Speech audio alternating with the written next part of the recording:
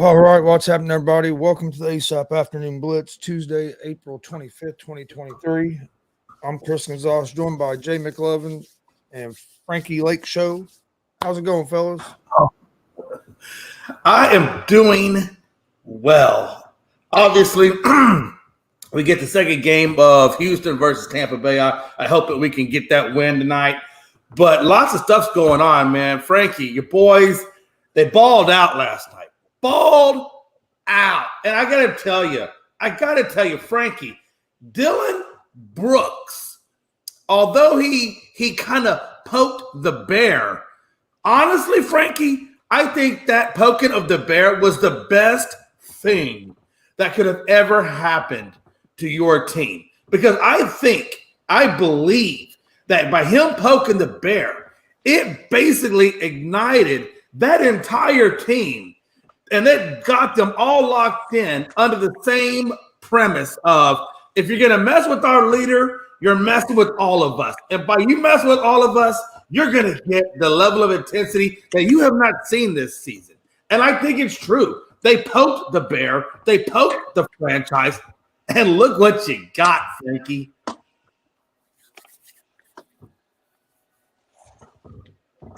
What a day to be alive. Yeah, Memphis pissed me off. All I needed them to do was cover the spread. I didn't care if they won. I just wanted them to cover the damn spread. And they had the spread covered, and then you foul with 0.8 second left. Why the hell you foul unless there's a goddamn game was over? Let them go down, shoot a free throw, and run my pick against the spread.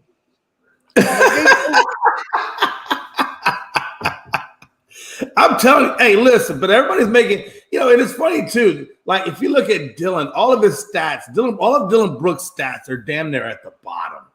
Even his defense right now is at the bottom. To be honest with you, I don't think that has had much to do with it as just the Lakers. Lakers have played better team basketball. The other guy. But why, Gonzo? Why all of a sudden are they playing better team basketball? Think about it. They played pretty good. They didn't start playing better team basketball till Dylan said what Dylan said. Jay, the Lakers won game one. The Lakers played good team basketball. But what I'm saying is the level of intensity that they were playing at. They had one game where their intensity wasn't there, and that was in game two, where I think they kind of walked out there thinking they were going to win the game because Ja and them guys were hurt. And then since then, they picked their intensity back up. But if you think about it, they've only had one game where they didn't. I still believe Dylan had a lot to do with that, man. I mean, I'm not saying they didn't, but I still think that had. I thought it was kind of interesting. Two things. Number one, I loved it at the end when Braun was driving to the hoop and who was guarding him, and he ran all over Dylan Brooks, just ran over him, and then did the yelling and pumping of the chest, looking at AD like, "What's up?" And it just blew my mind, man. That Dylan got his ass handed to him at the end of the game. AD's the guy that's going to have to step up his play, for them to keep advancing.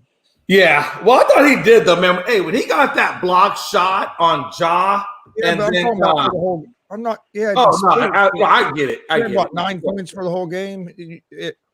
For them to keep advancing the playoffs, Davis is going to have more than 9 points. I just hope he can stay healthy playing all these minutes, man.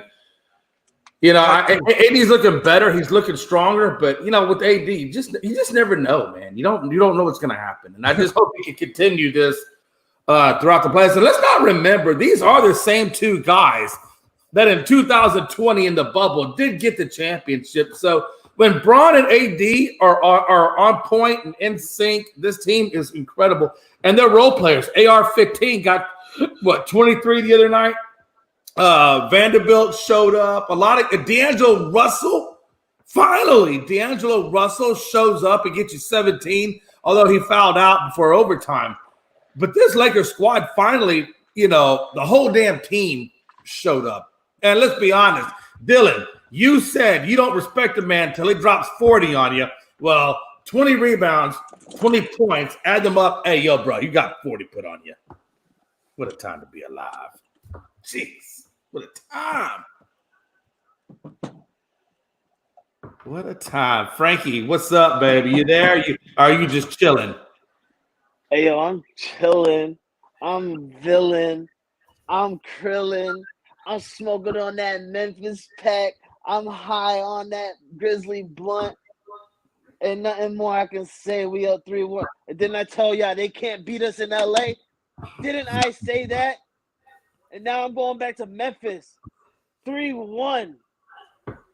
Wasn't my prediction in December? I said Memphis not making it past the first round. Hey, now I'm gonna throw a Let me little put some salt shit down. on No. I'm not done. I am not done. Because early on in the season, the Lakers were 2-10. Jay McLovin, Yeah. Randy, Mike, Ralph Scott, Pride, Chris, everyone doubted my Lakers in the beginning of the year, and only I was here to prevail and step up. And all it took was what was up to the trade deadline. The trade deadline. We got rid of the cancer in the Lakers that is called Russell Westbrook and Patrick Beverly, and we brought in some natural talent of shooters and really great defenders, and we turned it around, made it to the play-ins to where Jay said himself that the Lakers would not make the play-in tournament, and that kicked Jay to the curb on his prediction. And now Jay is by my side because we made the play-in tournament. We've made it to the playoffs. And my prediction about the Memphis Grizzlies not making it past the first round was just meant to be because they had to go up against my team. And look how they are doing. Dylan Brooks, thank you. Continue to talk your trash if you like to, because we love to put you on that little mountain of garbageness of where you're going to be. I just love it. 3-1, baby. And we're going to Memphis. You know what we're going to do? We're going to beat them so that way they can drive home crying. We don't want you guys to come on a plane going back to LA, being up 3 or being down 3-2 and then having to cry back on the plane ride home to Memphis. No. We're going to do it on your home court so that way you guys can drive home about 25 miles away, looking at the fans walking out of that stadium crying with you. Hey, but again, you have to remember, a lot of us back then, and you had to understand when you guys were 2-10 at that point, you weren't going anywhere. That's why that trade was so incredibly valuable for you guys to get that. Because had you not done that trade, I don't think you are making play-in. But you did the right things. You got the right trade. A lot of things happened for you. You got healthy was another big thing, right? AD finally got healthy, was on the court consistently. Braun was on the court consistently. AR-15 stepped up his game as that third guy. So a lot of things did happen that wasn't happening back when you were 2-10 when we made those predictions. So take it for what it is. You guys are doing great. I will say this though, and you know Ray Cruz was throwing massive salt on you, saying that the referees were carrying you in that game. I don't say I'm agreeing with that, but Ray was throwing some salt the other day. Ray was throwing salt. You want to know why? Because Ray's a Charlotte fan. Ain't nothing more he can say. He's a LeBron hater, and I give it to him. I understand he wants to hate on LeBron and he wants to say whatever he's got to say. Hey, I hate KD. All right, so I understand his hate for LeBron, but to sit there and say that the refs are giving it to the Lakers, that clearly just shows that you're just hating. And you know what? Keep on doing it, because people like Ray are the reason why the Lakers are playing the way they are. So, Ray, keep on hating. If you want to change the style of basketball, Ray, and I'm going to say it again like I said it last night, Michael Jordan is putting up the Charlotte team up for franchise. So if you want to change the style of basketball, purchase some of that franchise in the Charlotte's organization. Become an owner if you can. And if you can, go ahead and try and change it. Until then, sit back, relax, keep your mouth closed, be a loser, and watch success happen on the Lakers organization. Other than that, case closed. Thank you. Have a good day. I'm lit today. Ain't nobody coming after me. I'm lit. We 3-1 up on the Grizzlies, and nobody thought this was going to happen. This is the second best team in the West, going up against the 7th team who had a fight from the 13th spot in the West all the way to where they're at right now. So nobody thought that this was going to happen. So I'm lit right now. Somebody please try and do it. Please try me. But I'm gonna be respectful though because I'm on other. We're not just on ASAP. We're on Chris and stuff and all and everything like that. Chris, I'm not gonna disrespect your network and stuff. So I'm gonna be respectful. All right, but I cannot promise you that I'm gonna be fully respectful because I am lit right now, Chris. You gotta understand that. And Chris, you yourself. Listen, matter of fact, I'm gonna come after you for a second too, motherfucker. Excuse my language, because yesterday, before the show ended, I had asked you who you were picking. You said Memphis, and then you tried covering it up, saying, "Well, God damn it, I had them on the spread." Nah, the hell with the spread. I don't care. I don't care about your spread. I don't care. That's what I told you. Listen, you could have said, "I want the Lakers to win," but I got the Memphis on the spread. I just want the spread. No, you said I got Memphis yesterday. That's specifically what you said. I got 4.5 and didn't work. And I had a terrible night in the NBA last night because I had the Bucks. So you sleep on the underdogs. No, see, last week I took the underdog. Well, not last week, a couple weeks ago. I just goes back and forth, but done real good on baseball. I went 3-1 on baseball, but yesterday I went 2-2 or no 1-3 in the NBA. Look, I just want to say something too. But get this, the overtime killed me too in that game because the under would have hit. The under was going to hit because they weren't even getting close to 222 points, and then the overtime came and they ended up going over the 222. So the overtime killed me in that game as well. John Morant and the Memphis Grizzlies. I don't know if you guys seen this or heard about it, but in Game 4 situations, these guys going in as underdogs in a Game 4 situation in the playoffs. They have not won yet. They're 0 like 30 something. And then you had Jimmy Butler turn into freaking Jimmy. I don't know what he turned into a damn avalanche and just went off. Jimmy was not going to be denied. And I've said this before. Kobe manifested himself in Jimmy the other night. That was all Kobe manifested into that man. Because that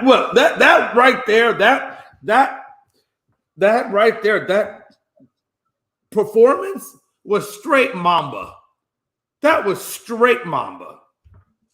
He was not going to be denied at all. And he took on the number one damn team in the league.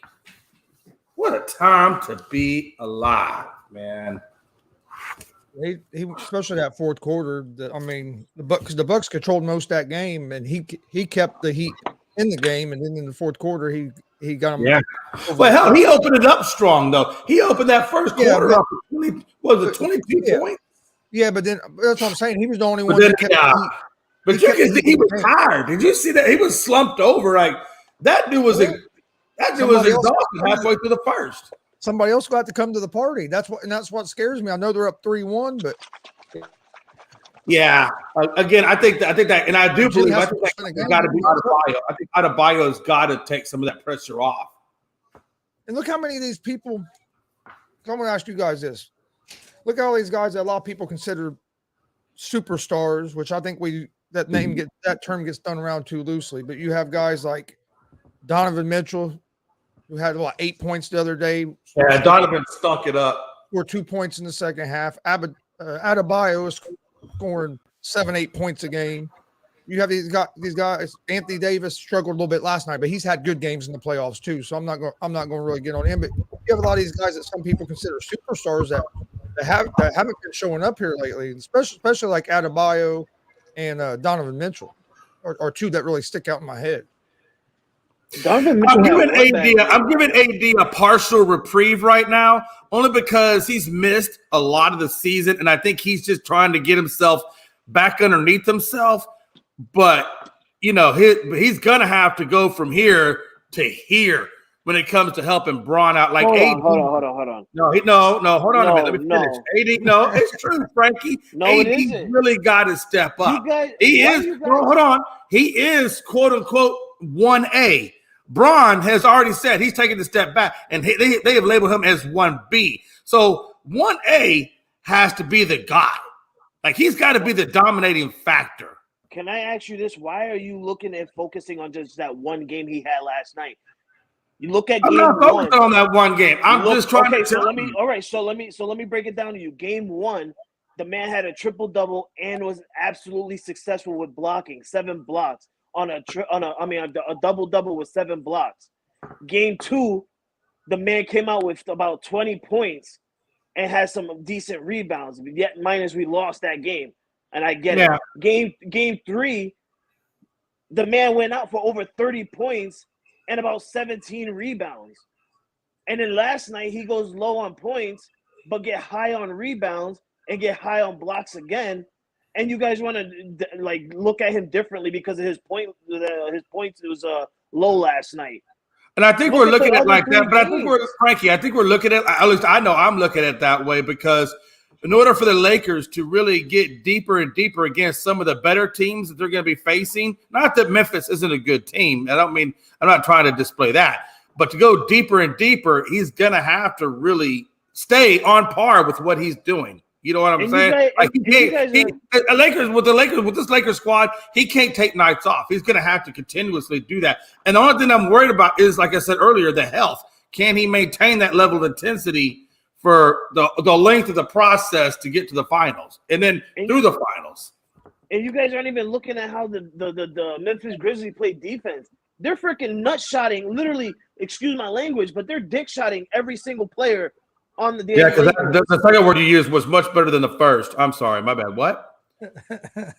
These guys are dick-shotting the Laker players. Like, you got LeBron James getting hit in the nuts by Dylan Brooks. You got Anthony Davis getting elbowed in the nuts by what's his name, Desmond Bane, doesn't get called. Then you got Dennis Schroeder getting hit in the nuts by Jaren Jackson Jr. Like, yeah, come on, man. Like, these guys are playing dirty. Of course they are. Of course they are. Look, I'm not gonna say they're not. You know, I saw what Desmond Bane was doing out there, not getting the calls. That's kind of where I was kind of flabbergasted or taken aback a little bit, and that's why I brought up Ray Cruz talking about the officiating helping out the Lakers. I felt like, bro, we watching the same game. He talks a lot. You know, it's real funny too when people like to talk trash on teams, and then it comes out to realize that they're not even big fans of the sport or even like teams. It's like, why do you even put your mindset into it then? Why do you even talk about it then?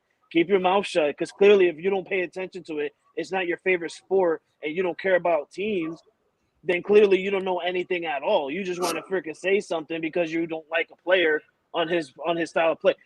The funny thing that got to me with Ray and what didn't blow my mind but got me to the level where I was like, you know what, then this guy is just saying whatever the hell he wants to, was when he mentioned that LeBron James is a person that can't take trash talk from the fans. If a person in the fans are trash talking to him, LeBron James quickly gets the fan thrown out. Hello, Kyrie Irving does that. Chris Paul does that. Kevin Durant does that. Russell Westbrook does that. So why is all the hate only on LeBron James for doing that? That's when you know somebody clearly doesn't pay full attention to the NBA. So he should just keep his mouth shut. Damn it, stop bringing up Ray Cruz, Jay. That case is closed. What you guys think about tonight's games? Got God. Actually, it's like a bad night for basketball. You got 3 teams trying to close out the series. That are 3 teams that are up 3-1, trying to close out. I'm the really series. excited for this Cleveland and New York Knicks game. Honestly, I think it's going to be a really interesting game. We know that the Celtics are going to end the Hawks. Oh, that's tomorrow. Yeah, tonight you got. Let's see, who's the first up in the shoot tonight? Hawks, Celtics, T-Wolves, Nuggets, Suns, Clippers. Come on, that's a weak ass lineup. That is weak as shit. Well, get this: all the spreads are double digits for tonight's games. You have the Celtics are 13-point favorites, Nuggets are 10-point favorites, and the Suns are 12.5-point favorites. Yeah, which with the Celtics and the Hawks are missing one of their better players because he got suspended for touching that referee. Oh yeah, Demontis Murray. So this is how I see it. Right, again, all these are 3-1s. So literally, all 3 of these games can be closed, or these series can be closed out tonight. So you got Hawks, Celtics, like you said, Murray is out.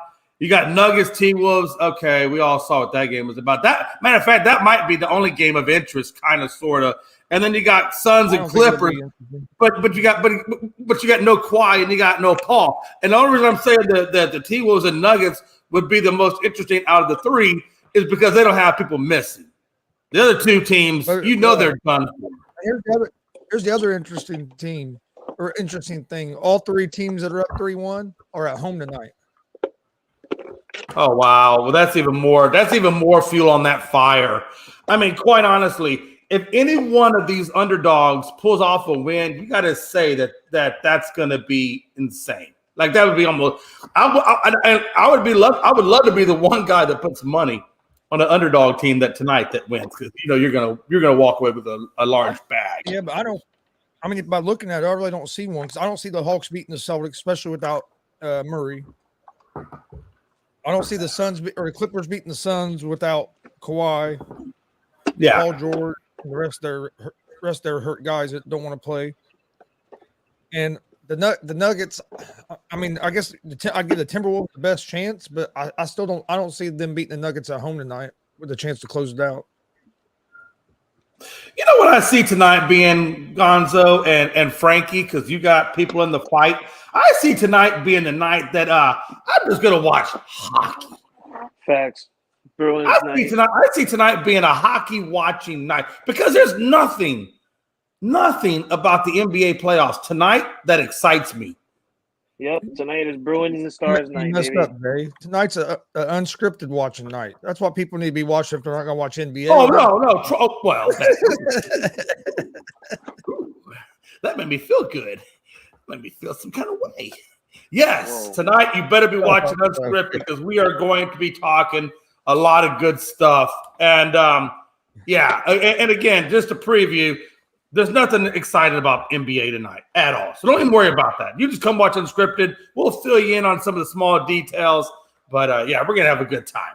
And then Thursday, make sure you check out the watch-along. It's going to be amazing. Speaking of watch-alongs, I saw Levis. His stock is starting to rise to number one after a couple of posts were made. So, Gonzo, I think what you were saying, and I'm saying it to say this, I know you were talking, I want to say it was the last show, you were saying, hey, watch out, Levis might go number one. And I was like, get the hell out of here. And then I turned on ESPN. Number two, well, now they're saying one. You were saying two, but now they're saying one.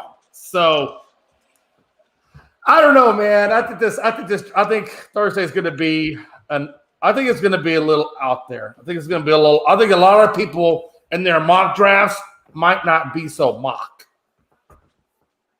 Are you going to have a mock draft, like a mock draft ready for, or some of it ready for Thursday? What's your plan for that? Yeah, I mean, obviously the draft starts at 8, so I think probably from 7:30 to 8, we're just going to talk about what we think will happen in the first 10 picks. Look, the first 10 are really what's most important.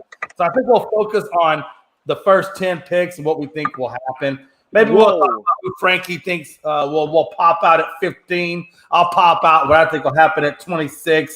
Logan, who cares about the damn Raiders? I think they got like 9 or 8 or 7 or whatever the hell. I think are the Raiders at 3? I thought they were at 3. Further down than that. No, the Raiders are, I think, 7. The Arizona Cardinals are at 3. Yeah, Arizona Cardinals. Arizona Cardinals are at 3. So Raiders at 7. Bears are at 9. You're at 4. Yeah, I know I'm at 4. Yeah, so you and Logan will be in the top 10 that we're talking about, and then me and Frank will be further back, or a little bit. I'm not. I'm in the middle. You're at 15. Calm yourself. I'm 14. I'm at 14, Jay. The Packers, who have now officially traded Aaron Rodgers to the New York Jets. Thank God, because I can't wait to eat this man up for lunch 2 times a year.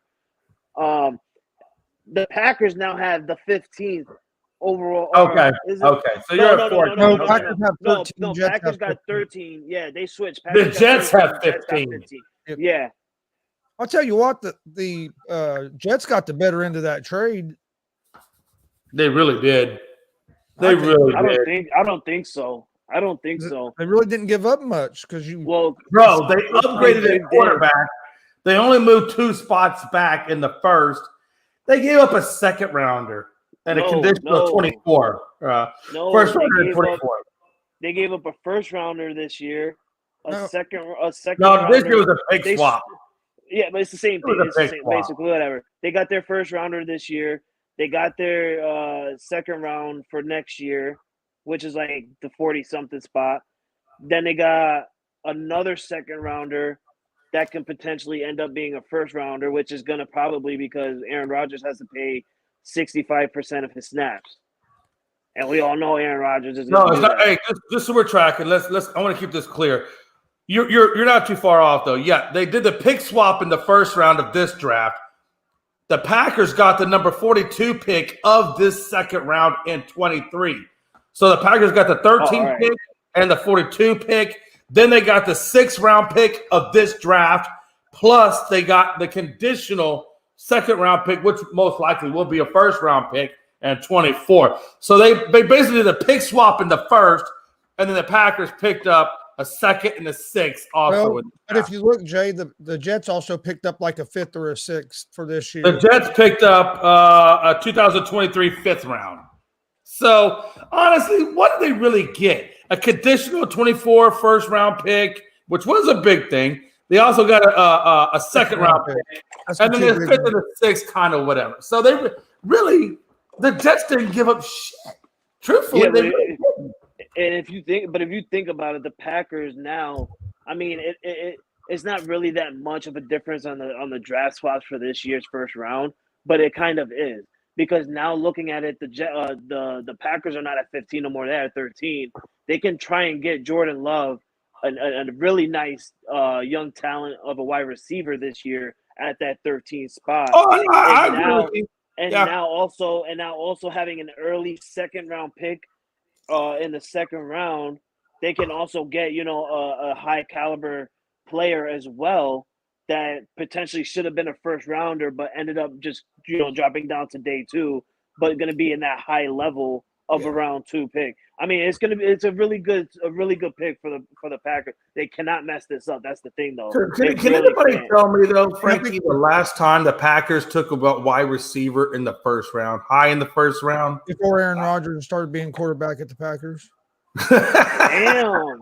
Seriously. Are you a Packers fan? You answered that quickly. The reason I know that is because they talk about it every year at the draft, how Packers never take off. And that's what I'm trying to say.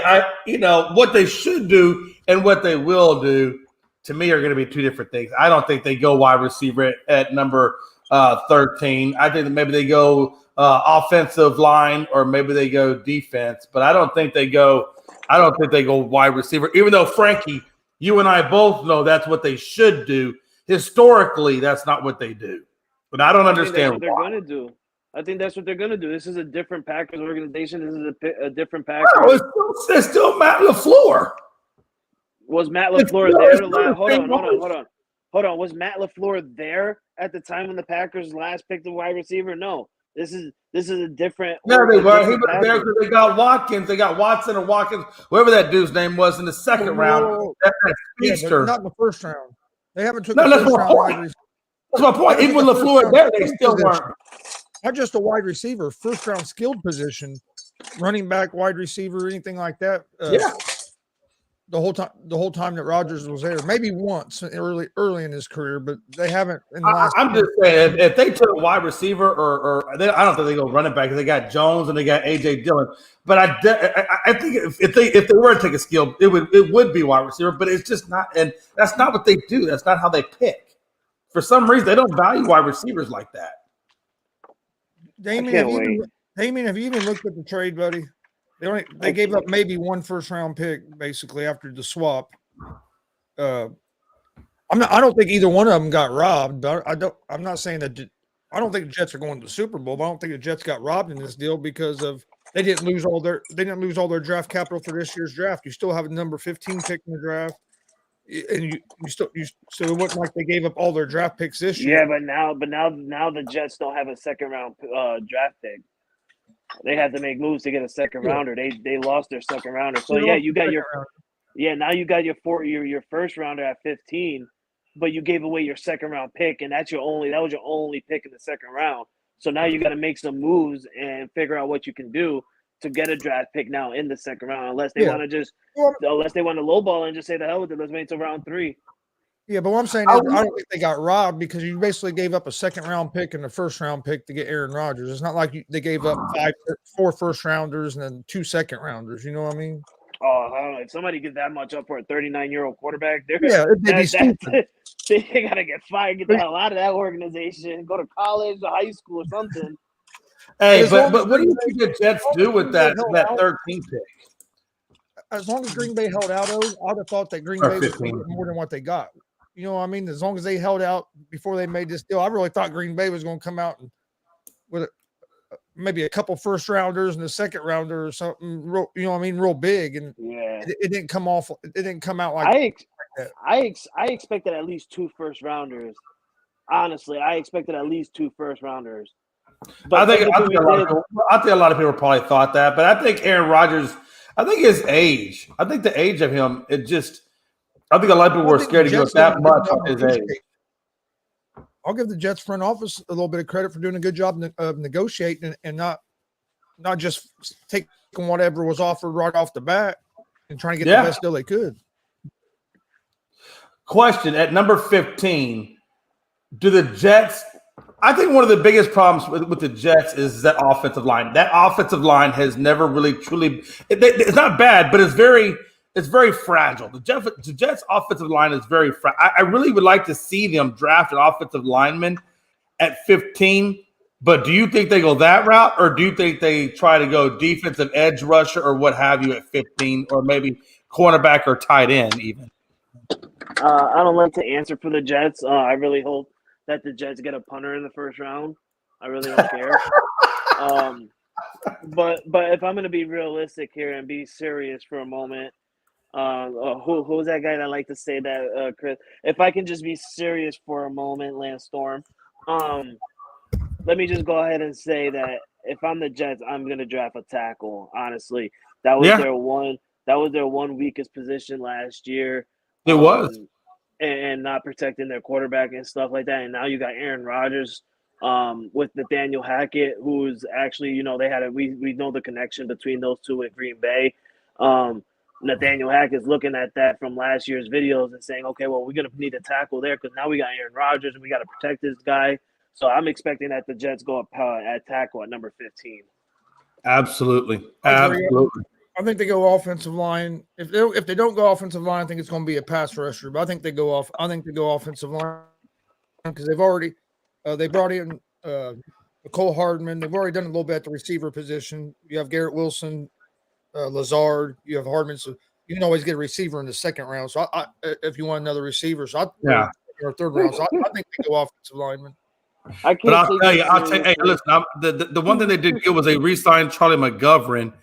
But that offensive line, I'm telling you, if the Jets don't draft an offensive tackle, then I would tell you that they wasted that 13th or that 15th pick. And their defense was pretty solid last year. Especially as their defense kept in a lot of games. I mean, they can improve a little bit more and getting more players if they wanted to on defense. But if I'm the Jets, I'm not even looking at defense. Yeah. I wouldn't be You were top 5 defense last year. You should be completely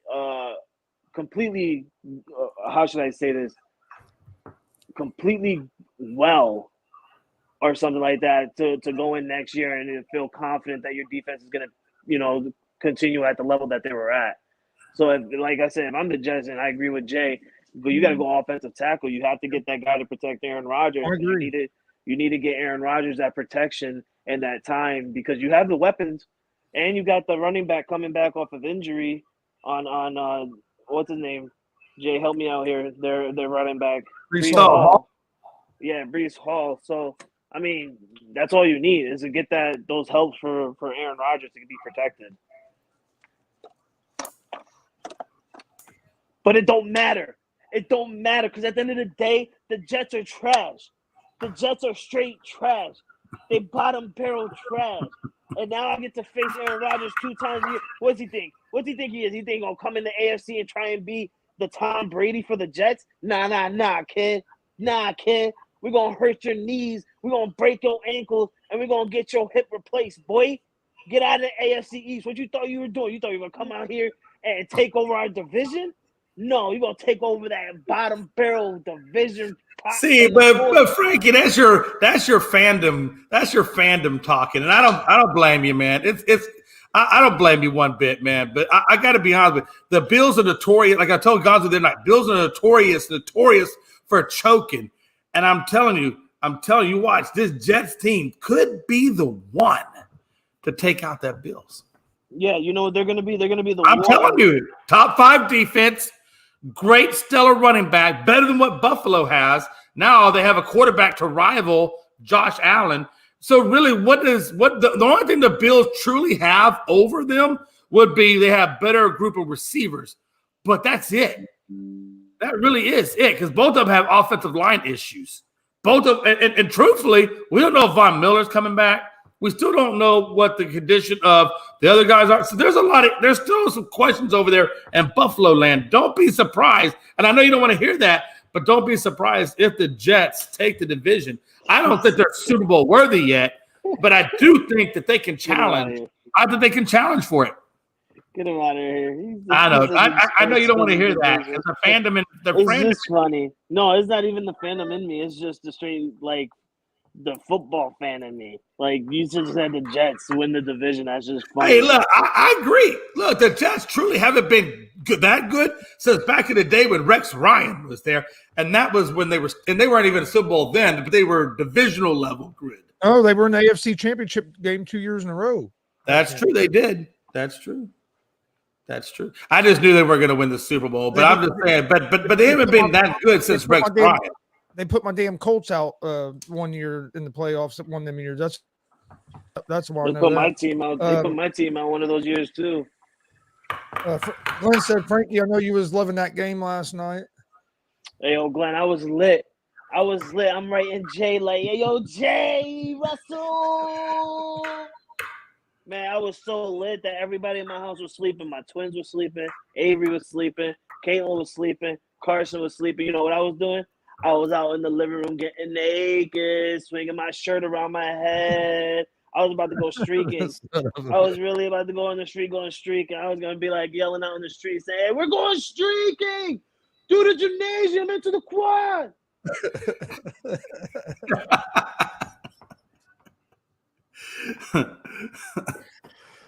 Oh, God, you my boy, Blue.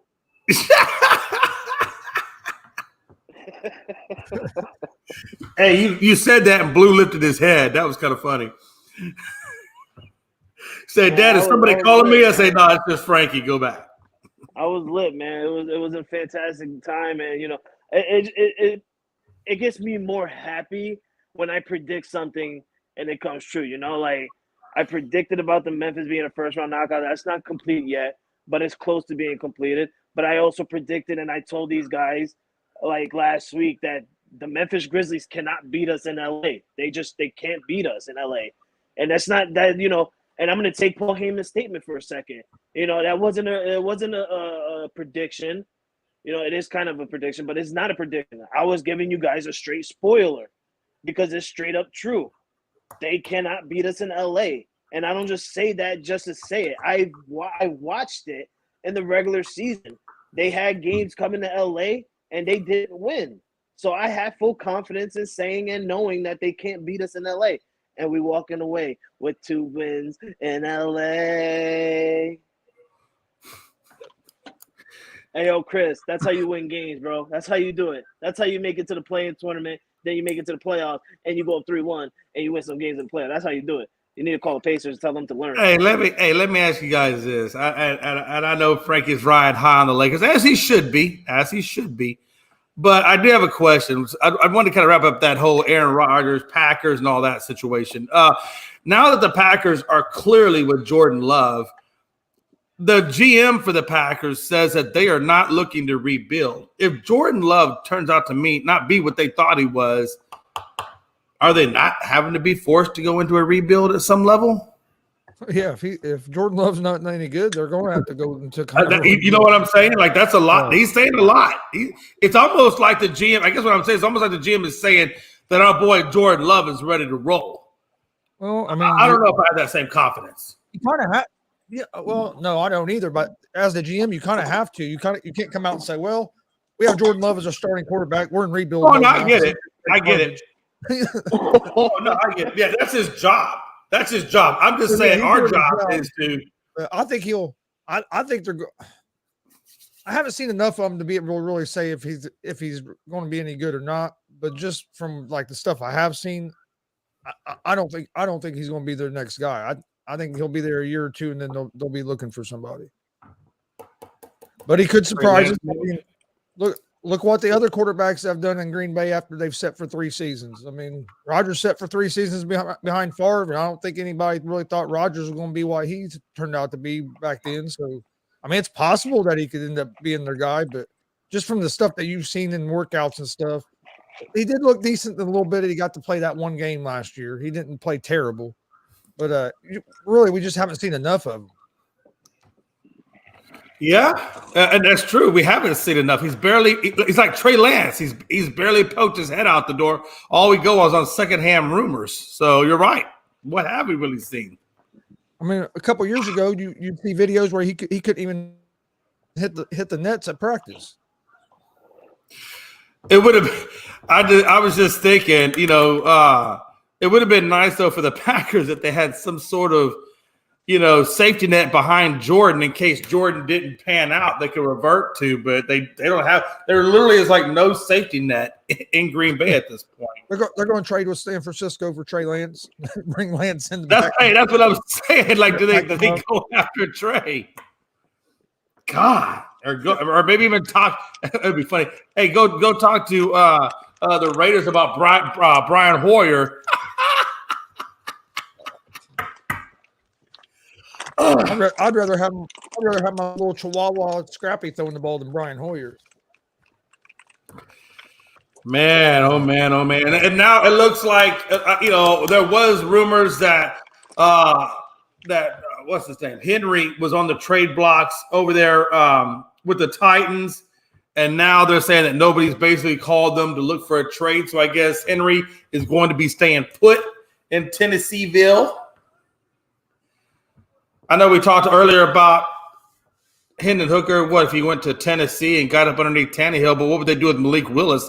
I guess at that point, would he just be either released or try to trade to see what you could get for him? Probably, because I don't think they're sold on him after. I just don't think they're sold on him yet. He played a little bit last year, didn't look very good. But it's also a young guy.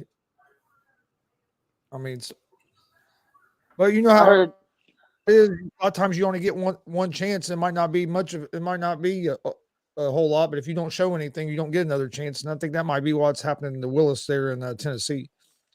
It might be best for him to get somewhere else. He might get a chance to try to do something somewhere else. I heard Jonathan Taylor's on the trade market. Bullshit.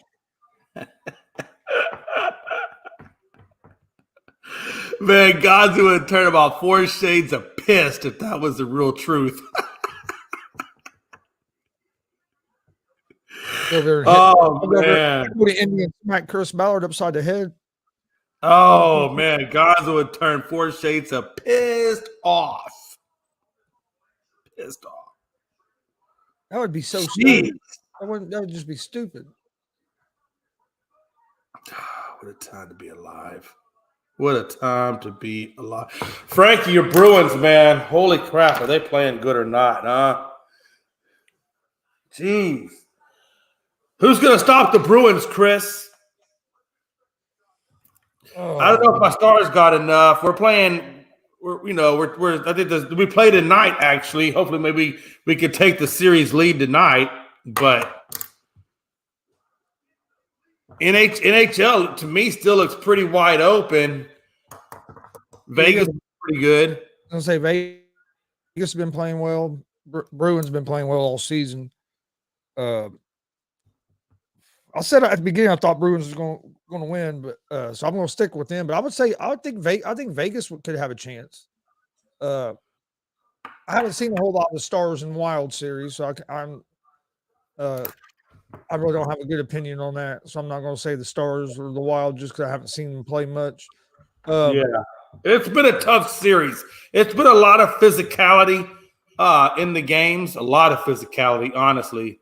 So it's been a pretty good series. It's been a good close series. And then didn't New Jersey beat New York Yes, last night? the Devils beat the Rangers last night. But you know who we're overlooking, and if Logan was here, he would let us know that is Carolina. The Hurricanes are up 3-1 over the Islanders, and they're playing them at a really good level. Like It's the Islanders, though, Jay. It's the Islanders. I know it is the Islanders. I get that, but you can't overlook the Hurricanes, though, man. I'm telling you, they got a good squad out there. Excuse me, when you're a Bruins fan right now, you can overlook the Hurricanes. Hey, sometimes what happens in the regular season, though, Frankie, as you know, doesn't always happen in the postseason. Yeah, Postseason's a whole new world. You know what, Jay? This is a whole new sport for us, so you can't say that just yet. That is true. It is literally mine and Frankie's true inaugural season of fandom in the world of hockey. Yeah, it's like when if the Bruins end up winning the Stanley Cup, I won't be accepting like their 7th or 6th. I don't know how many rings they got. It'll be my first. Like the Bruins will have however many they want, but for me, it will be like my first.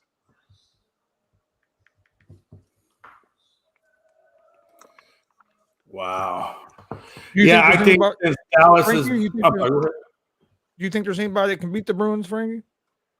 I do, honestly. I mean, a team can always be beat. I mean, look at the Toronto Maple Leafs right now. They're literally dominating the Tampa Bay Lightnings. Yeah, that's kind of surprising. Yeah, like this is a team, the Tampa Bay Lightnings, who were literally in the Stanley Cup 2 years in a row, and won, or I think it was 3 years in a row, won 2 out of 3. I mean, it's insane how Toronto's looking over them right now. So anyone can be beaten. I just feel like that the Bruins have so much talent on their roster right now that I think they're up for success right now. Everybody wants it. Everybody's hungry. They have an absolutely stud in a goalie. It's really tough to say if anybody can beat them right now. They're looking really good. You know, you got this team that they're facing right now, the Florida Panthers.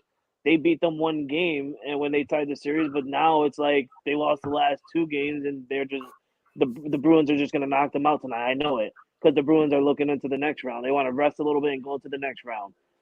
So it comes down to who they got to play next, and then I got to see that. You know, it's I don't know. It's really tough. It's really tough. But I do agree with you, though. You know, Carolina's a really on fire team right now, and on the other side you got the Las Vegas Golden Knights. They're looking absolutely stud as well. And don't overlook the Seattle Krakens, because this team just came back from a deficit and won in overtime last night also. So can't overlook the Krakens. I never overlook any team that has named Crack in it. Did Frankie, you being there in New York, is it crazy with like the Rangers and the Devils playing each other?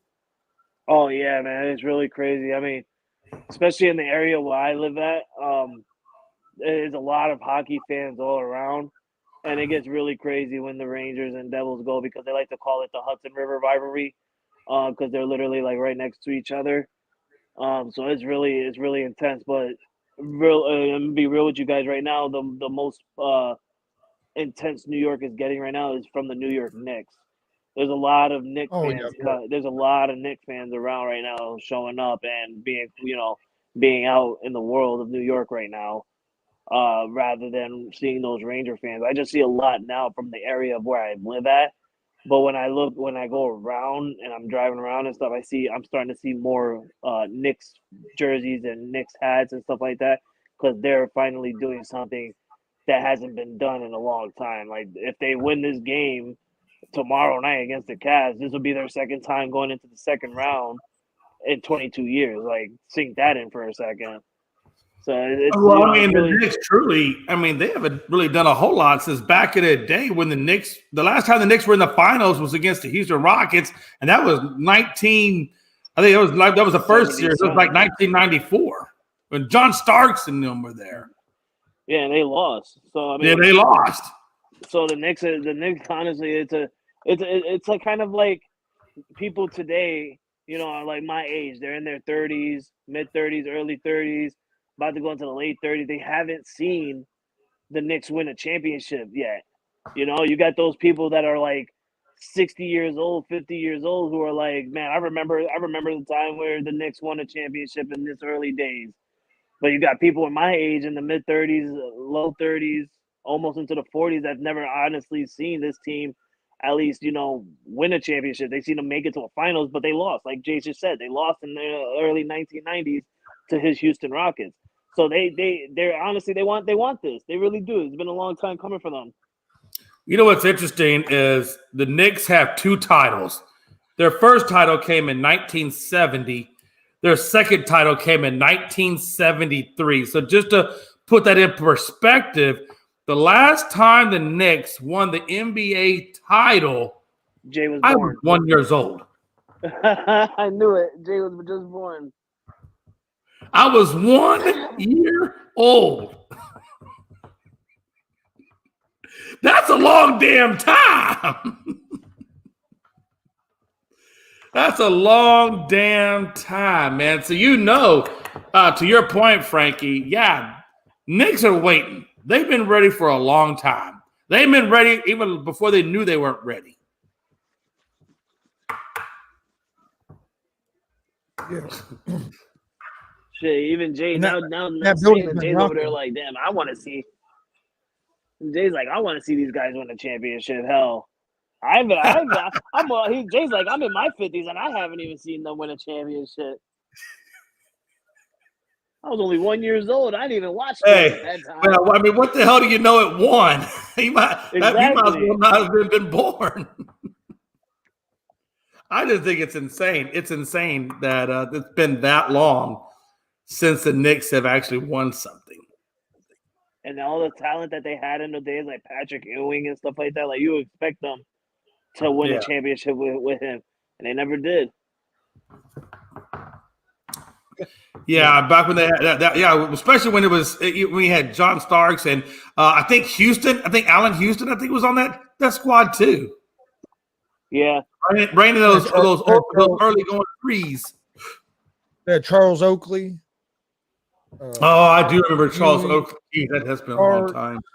Oh yeah, I remember that team because that's the team. Them and the Pacers used to battle to get to the Eastern Conference Finals against the Bulls every year, back in the late '90s. Were you even alive then? I was born in '80, dude. I mess with you. Realistically, if I'm not mistaken, the last time the Knicks won a finals or a championship was when they had what's his name? Freaking Phil Jackson on their team playing. Not coaching, but playing. Right. Phil Jackson won them a ring as a player. That's something to think about. That's crazy. That's really crazy to think about that. That Phil Jackson was the last player to win the Knicks a ring. Wow. Phil Jackson. New York was the worst that ever happened to Phil Jackson as a coach and general manager. He just couldn't. If Phil can't do nothing with you. But I don't know. I don't think Phil was really a good GM. I think he was a great coach. I don't know that if the GM role was really his cup of tea. No, it wasn't that, Jay. It really wasn't that. It was the relationship he had with the owner at the time. Yeah. That's where it went wrong. He didn't see eye to eye with the owner, and Phil Jackson don't take that shit. We seen him when he was the head coach for the Bulls in the 90s, and we all seen it in the documentary of Michael Jordan stuff where Phil Jackson literally threatened the GM saying, I'm going to leave. I will leave this company. I don't care. So Phil Jackson doesn't take that kind of crap. Like if he doesn't see that he's eye to eye with the owner, then he's gonna leave. He don't give a damn. He don't care, and that's what he did. He said, "The hell with this. I try to turn you guys around. You don't want to see my point of view. You don't want to see what I want to do. Then you know what? The hell with you. Good luck. Keep going down the barrel." And you saw when Phil left, that was it for the Bulls. They were done. And the same thing happened with the Bulls. Oh yeah, like you're saying with the Bulls, that GM wanted to get rid of Phil, and he ended up getting rid of Phil because he wanted to bring in a new coach or whatever. And then look, what have the Bulls won since then? Then the promised land happened in LA, baby. Yeah. Thank you, Chicago, for getting rid of Phil Jackson. Yeah, he did a good thing out there as well. Hey, not to switch to different things, but you were a little upset with NASCAR the other day with Bubba Wallace. No, I don't even want to talk about it. Why you got to bring that up? That was like 2 days ago. It pissed me off. It really did get me upset. I was really upset because this isn't the first time I've seen this happen to Bubba Wallace. I really haven't. This is more than I think 2 times already that I've seen Bubba Wallace literally have the advantage, have the lead, number 1 spot at the very final lap, and then he ends up getting turned out by a driver behind him. I get it. That's the rule of NASCAR. Everybody wants to, win and stuff. But goddamn, like, come on, like. You're literally up the man's ass and you hit him in the bumper and spin him out. You don't only crash Bubba Wallace, but you crashed basically half the people that were still racing for that shit. It pissed me off. It really. Hey, what are they saying? Days of Thunder, Rubbin's racing. Cold and it pissed me off because literally Rubbin's like 2 racing. minutes. He didn't hit you. He rubbed you. Like literally 2 minutes before. And this is where it pissed me off even more because 2 minutes before I'm writing Jay, and I'm like, Bubba Wallace got the lead. He's in, he's in first place. Talladega for Ricky Bobby. Like, you're first and last. I said that to Jay. I'm like, he's doing it for Ricky Bobby. And then the goddamn guy turns him out, and freaking he crashes. And the guy that turned him out, Kurt Busch, ends up winning the goddamn race. It pissed me off, man. Hey, you know how Bubba could have fixed that? Just go faster. How fast you want him to go? He's going as fast as he can. Hey, just go faster. You can't go. Listen. With NASCAR is really different, honestly, because you got partners in NASCAR, so it's kind of hard when you're like the solo guy and you don't have your teammates around you. But Kurt Busch got his teammate behind him, who's pushing him behind. Like, he's not bumping him. He's pushing him, so he's giving him a little extra speed. That's called drafting. Yeah, that and it's okay because that's the rules of NASCAR. But like, you need your squad, you need your partners there behind you. That's why it's smarter if you're number 1. It's smarter to have your partner behind you. Ricky Bobby always did that. He always had his big buddy behind him. Always. Who was Bubba's partner? Who was his partner racer? I keep forgetting his name, but he was in there when Bubba Wallace was in 4th place. No, he was in 2nd place. His partner was right behind him, and he was bumping him to get him into 1st, and he kept doing it. But then he ended up sliding back, and he got back to at least like the 7th spot when Bubba Wallace was in 1st, and that's what ruined it. I forgot his name. I gotta look it up again. Man, Bubba needs to give him a better backup driver. Yeah, they need some better partners. He needs some better partners.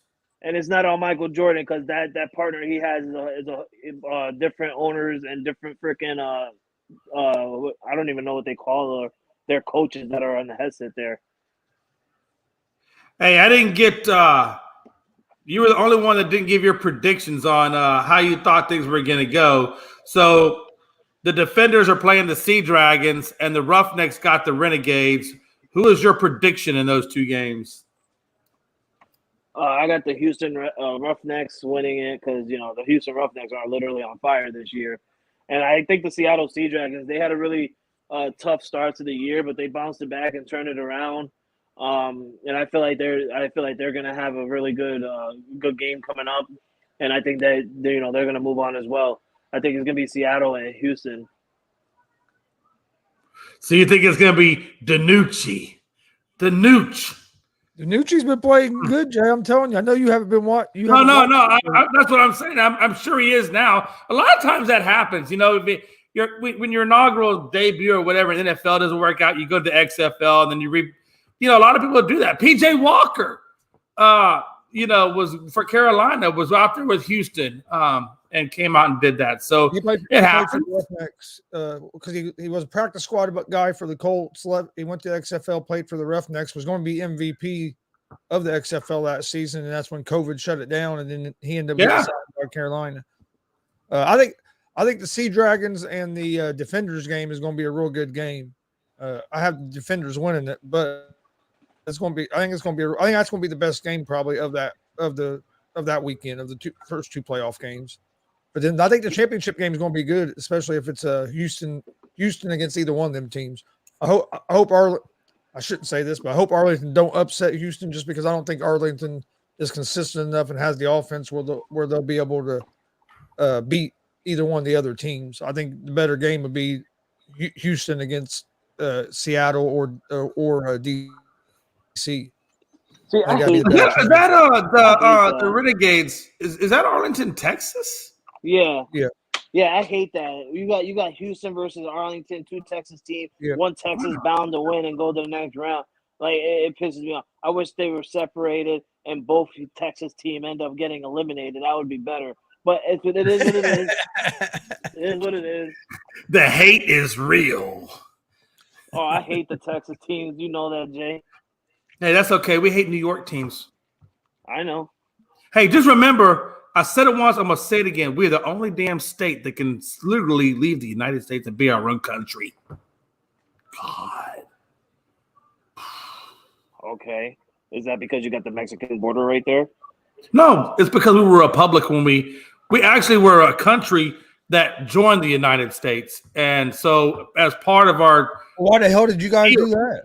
I don't know.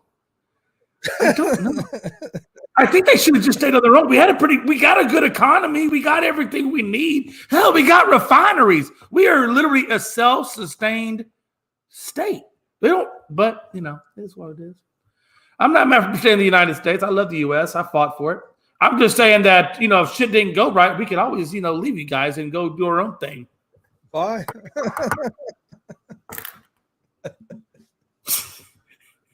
Remember what that? Hey, listen, you ain't got. Look, we got Tex-Mex, we got barbecue. We need everything we need to survive. Don't let the door hit you on the ass on the way out. Shit, it didn't hit us on the door on the way in.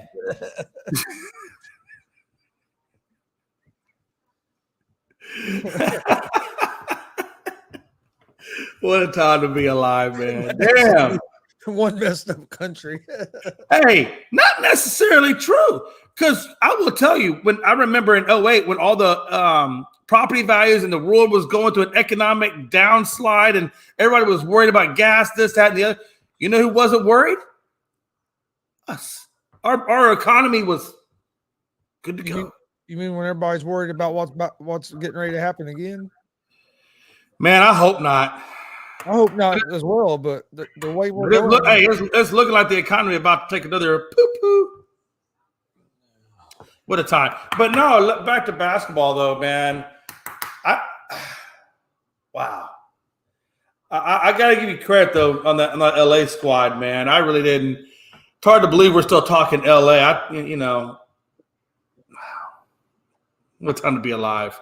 I'm ready to see what they do the next round. I do believe you get past Memphis. I don't think Memphis is going to stop you, but I am curious to see what happens next round and how that how far can this Lakers squad go? Gonzo, how far do you think this Lakers squad goes? Realistically, they're up 3-1. I think they're going to get by Memphis, and I think they go out. I think they're going to go out in the second round. Watch your mouth. Watch your mouth. I'm just answering my question. Answer the question. To either the Warriors or the Kings. Now with Fox being hurt, that changes that with the Kings some. So I would say second round. Hey, it's funny. Damien says, Jason, you realize Texas was part of was Mexico? I said, yeah, that's right. And then we took it back, and there's a thing called the War for Texas independence. You may have heard of a little building called the Alamo or a little spot called the Battle of San Jacinto, where we had your boy, Santa Anna, the Mexican dictator, strung up on a tree begging for his life. Okay, by the way, don't stop. By the way, no, it's true. It's true. Hold on. It's true. But don't say that on here. Jay, how far do you have the Lakers going? Okay. Just tell them to go on Google and search it up. They will learn it on Google. Okay. You're right. This is not a political show. I will refrain. It's not really politics, just history. But anyway, It's not about the history or the political fact. It's the fact that what you just said. I don't want to repeat it.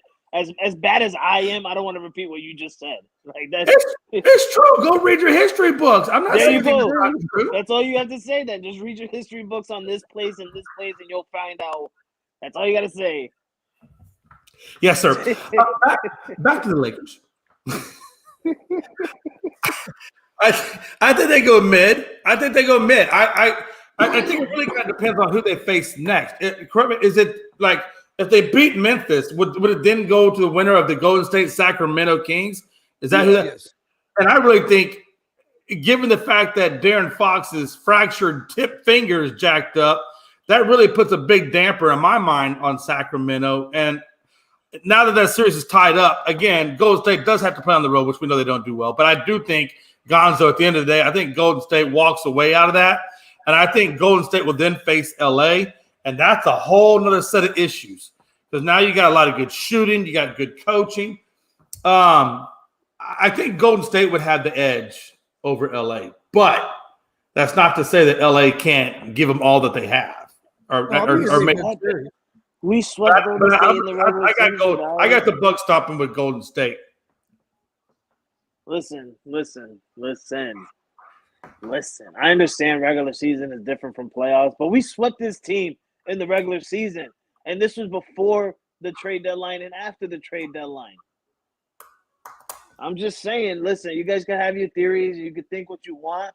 But if Golden State is having this much trouble with Sacramento and we're having an absolute gorgeous playoff series against the number 2 Memphis Grizzlies, I mean, hey, I'm just confused on the playoffs, like the seeding. I mean, is it different now? Like, when did this bracket stuff happen? Because if I'm mistaken, a couple of years ago or even back in the day, like if a 7 seed team beats a high seed team and the number 1 seed team beats an 8 team, then the number 7 team will end up going up against the best, or is it that's just football playoff standing?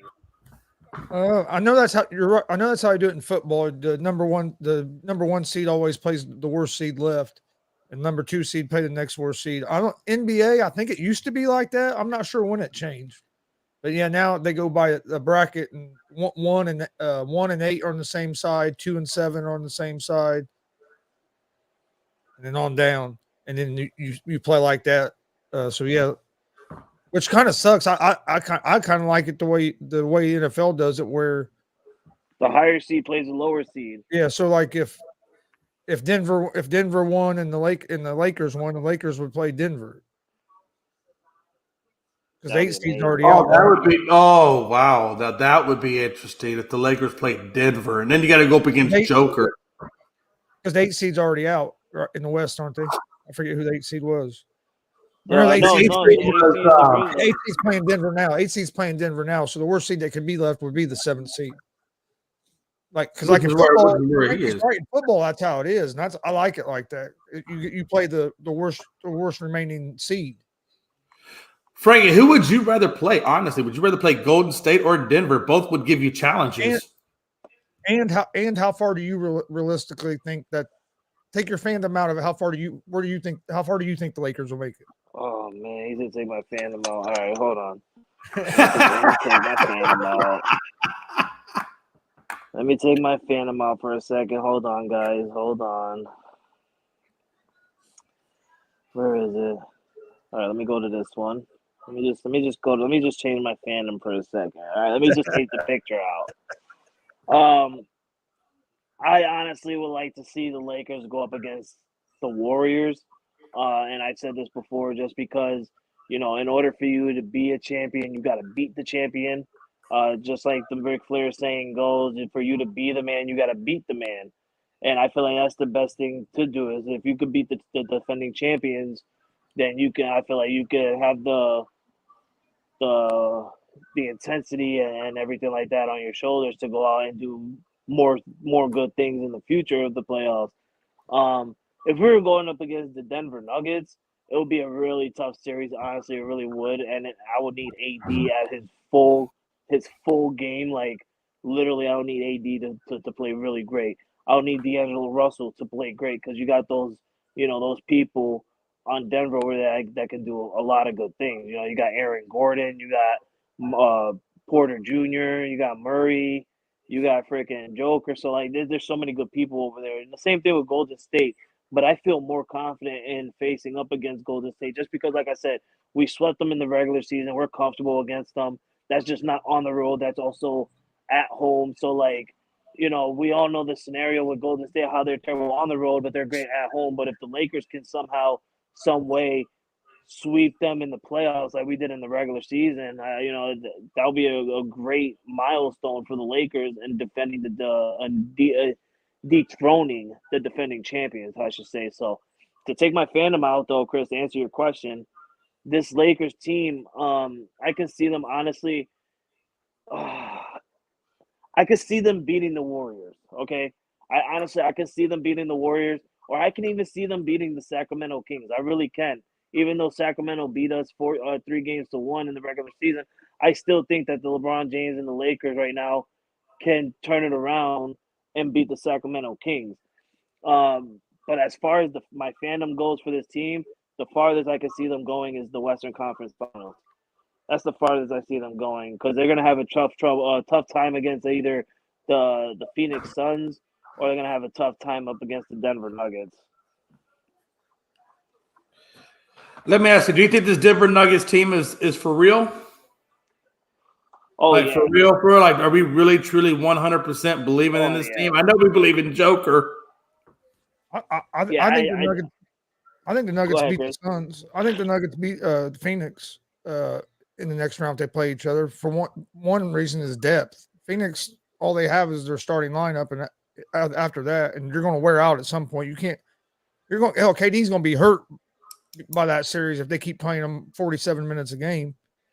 I better not hope he gets hurt. I'm coming after him if he gets hurt. But I think they're playing a guy. I think they're on a thin line there. You're playing Booker, Paul, and Durant over 40 minutes a game, and how sustainable is that going to be throughout a whole playoff run? And I think the Nuggets, with their depth and their stars that they have, Murray's been playing well. We know what Jokic does, so I think Denver's real. I think Denver could definitely make it to the finals. Mike Hughes says the Nuggets are trash. Trash. I don't know about trash, but they definitely. Mike, they have. Yeah, Mike, they have I agree. I agree. The depth. The Nuggets do, Mike. Stop being biased for a second. The Nuggets do have a better depth than the Phoenix Suns.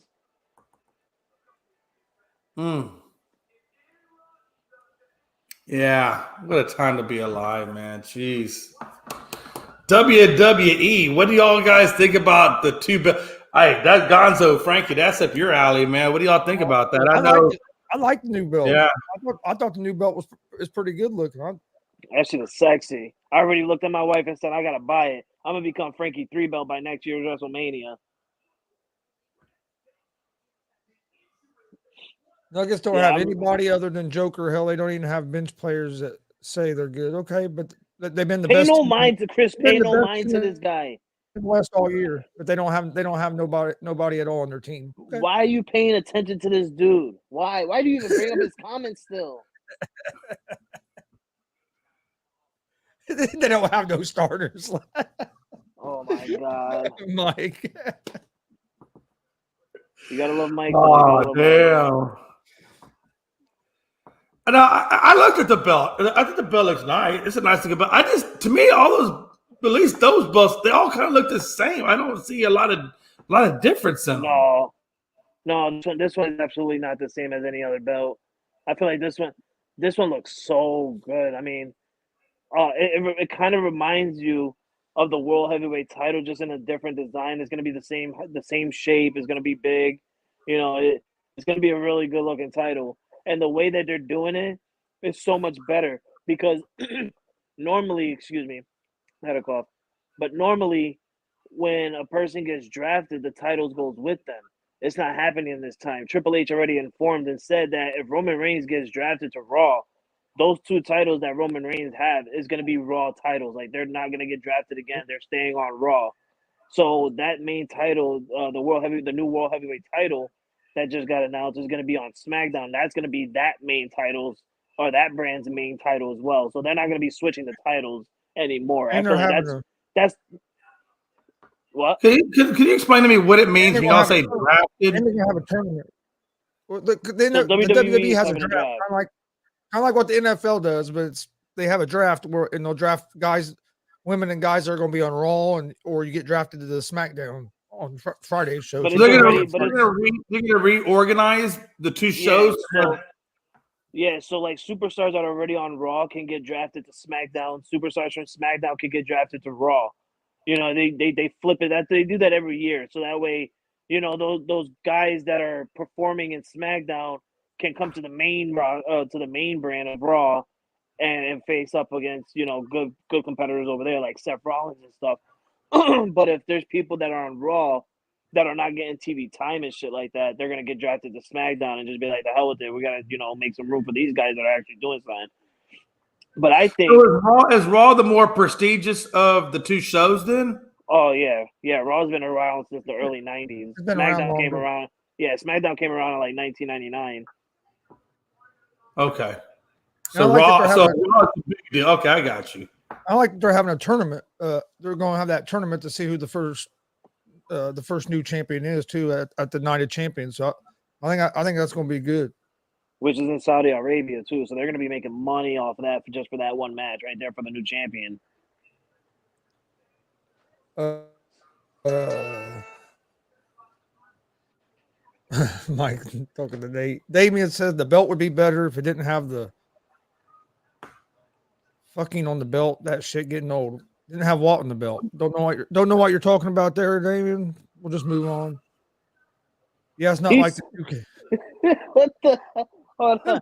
The belt would be better if it didn't have the fucking on the what? I don't know what he was saying. What? Who's fucking on the belt? Hey, Damien, you didn't go back to partying. You were partying last night, and your comments actually made sense. Damien's in a whole new world, brother. Yeah, it's not like the 2K fantasy draft you play on 2K, Glenn. Yeah, I liked like how it was a couple of years ago, Chris. Honestly, when they involved the NXT as well in the draft, I feel like they need to go back to doing that because Jay, back in the day when Triple H was actually running NXT and NXT was like, you know, the Tommaso Ciampa, Johnny Gargano, Adam Cole, like all these people, Shayna Baszler, like they were making NXT known for what it is today, honestly, and at that time. Triple H and them, they brought in NXT to the draft, even to the Survivor Series event where it was like all three brands going up head to head. Well, rumor is that the NXT wrestlers are going to be involved in this year's draft. So that'd be cool if they are. But that's a rumor that I know I'd seen and my dad said he'd seen as well. I hope so because that's how I liked it back in the day because you used to see NXT stars get drafted as well. So when they draft, but who drafts? Like who says, okay, you're going here, you're going. It's randomly, like it's so like it's gonna be like a I don't know if it's gonna be like back in the day how it'll be a Raw superstar versus a SmackDown superstar, and whoever wins out of their respective brand gets the like first pick. I want it to be like that, but when it first started, they had the general managers come out and spin the wheel and pick names out of things. It first started with like I think it was Vince McMahon and Ric Flair, I think started it. The general managers will make the picks. Who's the general manager of SmackDown? It's Adam Pearce. Adam Pearce is in charge of both. So I don't know if they're gonna do it. Yeah, he's in charge of both. I don't know how they're gonna do that. They're gonna probably do it in the Jumbotron like they did back in the day, in the early 2000s or 2010s. Sorry.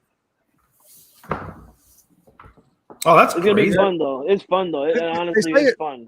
They say it's gonna be a big shakeup, and this is gonna be where Triple H really puts his stamp on everything, being the new era. So with the Triple H era, so I think it's going to be interesting. Yeah, and the draft goes down when? On what show does the draft go down on? It starts May 5th on a Monday Night Raw, I think, or Friday Night SmackDown. I think May 5th, whatever that lands on. That'd be a Friday. That'd be Friday night because that's when I start the Comic-Con. Yeah, so Friday Night SmackDown on May 5th is when it starts. But I expect, honestly, you're gonna see tag teams break up, Jay. Tag teams are gonna bring it like the street. This is where instead of having them like feud with each other and somebody like attacks their partner, instead they're gonna draft them and split them up. So like the Street Profits, Angelo Dawkins is gonna get drafted to SmackDown. Montez Ford stays on Raw. You got Chad Gable and Otis. They're probably gonna get split up as well. Yeah, 'cause they're doing that OTs. Yeah, they don't know. I love it. Otis. Yeah. What about the Usos? Are the Usos going to get split? No, No. they can't split them. That's a different. Not Them and the New Not Day, yet, like anyway. you can't split those people up. Like I do agree with Glenn. I think Braun's going to be coming up. oh yeah, Braun's gonna be coming up. I don't really pay much attention to the NXT today there. Like it's just, They got some good guys over there, some good talent. I think Carmelo Hayes could come up. I don't know if they'll bring him up yet or not, but and they got some pretty good women that could come up too. isn't like Grayson Waller. I heard something about Grayson Waller probably getting called up and being like a main eventer soon, or WrestleMania main eventer soon. I don't know. Wow. Okay. Is May Friday? Is this? No, it's not this Friday. No, it's not this Friday. It's May 5th. May 5th is not this Friday, is it?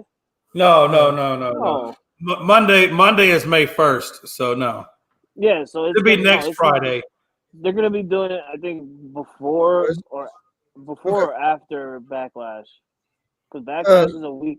Dad said it's Dad just came here and said it's this Friday and Monday. This is when they're doing Friday? the draft. I thought they said May 5th. That's weird. Tag team title match this Friday. Huh? This Friday they're having that big tag Yeah. match.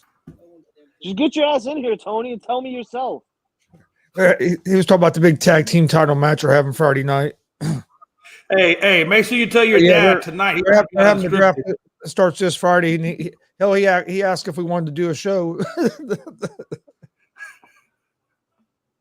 Oh yeah. The 2023 WWE draft is upcoming. The 17th draft, April 28th through May 1st. Okay.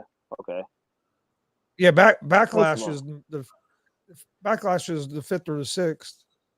Yeah, It's that it's next weekend. week Saturday. Because I'm gonna miss it because I'll be at the Comic-Con. So is Damian right when he says the draft is this Friday? No, Glenn is right, not Damien. So it's next Friday. His name is It Glenn, is and it's this. right No, here. it's this Friday. It was Glenn. Put it back up. It was Glenn. Glenn said it. Don't disrespect Glenn again. It's actually this Friday. You're right. Hey, don't let me. Okay, either way, the damn draft is this Friday, is what he's saying. Yeah, it starts Look, Friday Damien- and finish on Monday. Damien is all the way down here after Glenn already said it. So he's taking what Glenn said. Okay, you made your point, you son of a bitch. It was Glenn Richardson, not Damian Hernandez. Glenn Richardson. Right here. Look, he said it again. No, it's this. Okay, Friday. my apologies, Glenn. I did not mean to overlook you. I got you, Glenn. I got your back. Man, you ain't got nothing. The only thing you got is an L that's about to hit you and smack in the forehead. Nah, I don't got L's over here, bro. I don't got L's over here. Hey, when the Jets open up the season. Oh, please. The Jets open up the season. Aaron Rodgers is going to get hurt with his old ass bones. Let me put it back right here. Where's the L's at, Jay? Where the L's at?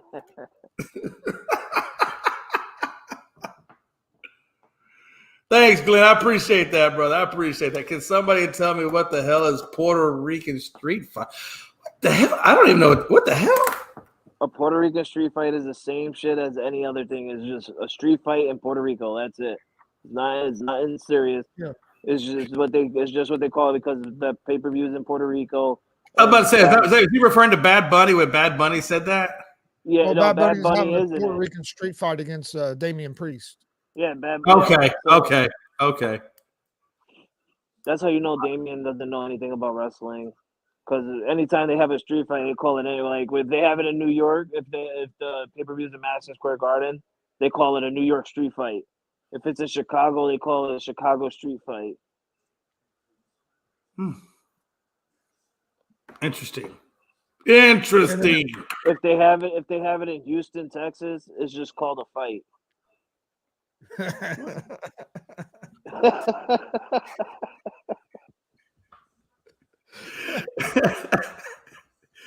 It's just a Houston fight. There you What- go. Houston what'd you street think- fight. No, What it's did not you a think of Houston Raw street last fight. night, Frankie? I liked it. Honestly, I mean, it was like to it, but I was getting more ready for the Lakers game. But I was paying attention to it. You know, the Damian Priest and Cody Rhodes moment. I think that was pretty good. I got annoyed with the Rey Mysterio, and it's just tiring now. Rey Mysterio with the Judgment Day. We've been seeing this shit for like months and months and months. And, like, it needs to move on already. Like, I like the but other segment. than that, Yeah, I it is getting, like that it. was getting kind of stale. I like the Sami Zayn and when he stopped Jay and was talking to him, and then when Jimmy was and then Jimmy stopping Sami Zayn and talking to him, telling him to stay away from his brother and stuff. I thought them little segments were good, building up that tag team match for Friday for the belts. Interesting. What a time.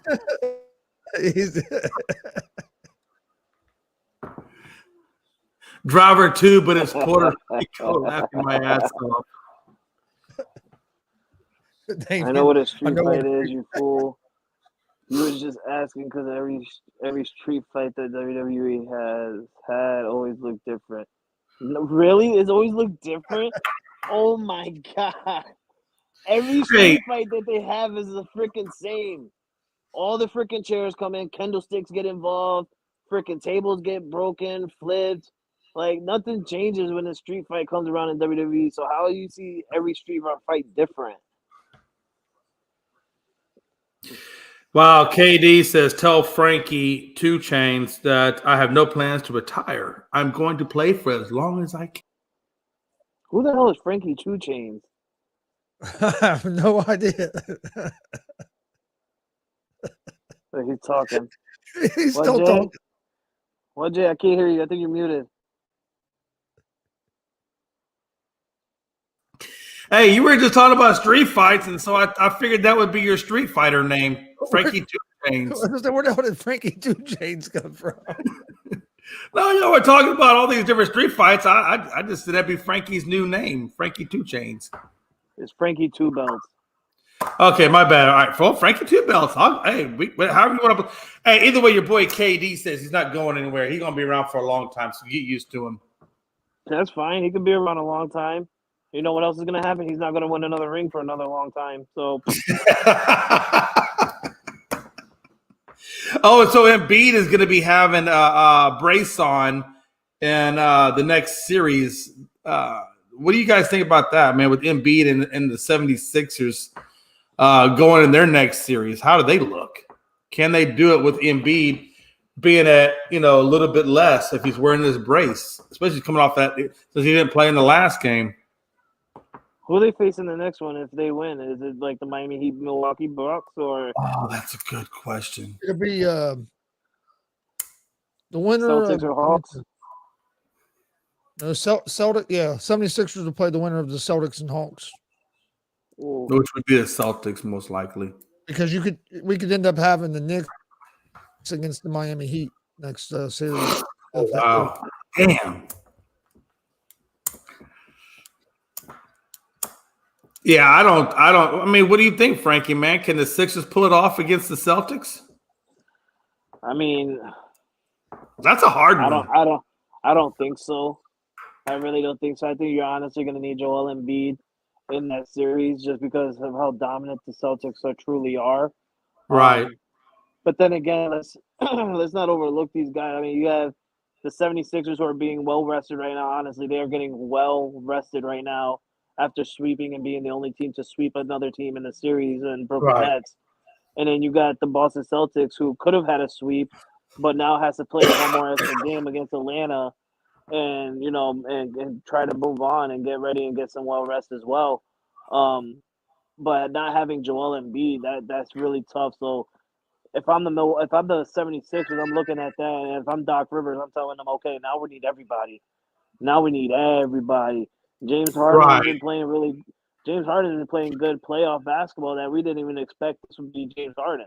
And we're used to seeing James Harden in the regular season and then come out and be trash in the playoffs. So we're seeing a good part of James Harden this time around. Hopefully he can keep it up. But everybody else is going to step it up if Joel Embiid's not going to be there. I don't think that if Embiid's not healthy, I don't think they have much of a chance at all. I think they have a little bit of a chance with Embiid healthy, but without him, I don't think so. Yeah, Ray. Yeah, Pride. I definitely think he said it for Philly. But you forgot one other team, bro. It's fuck MEM. Fuck Memphis. Oh, wow. Yeah. Pride don't care. Hey, and I don't blame you, Pride. You guys got a great team out there in Boston. By the way, Pride, Houston got Udaka. Pride don't care. Pride don't care. Yeah. How long do you think Udaka will last before he gets in some kind of trouble? Over under the season. Wow. I don't know. Houston's not exactly good at concealing stuff. We saw how well that went with Watson. So maybe, I don't know. Hopefully he doesn't get in trouble at all. And come on, Pride. That was your boy, Udaka. You know you love him. Come on.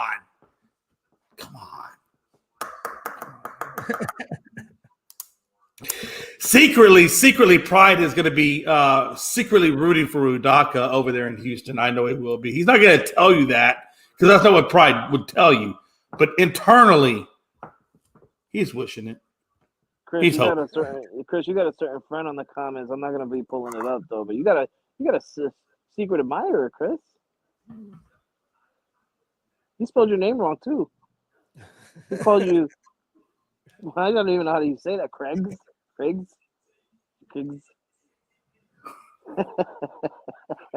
at Jay trying to read it. Where is it, Jay? You lift your head up higher.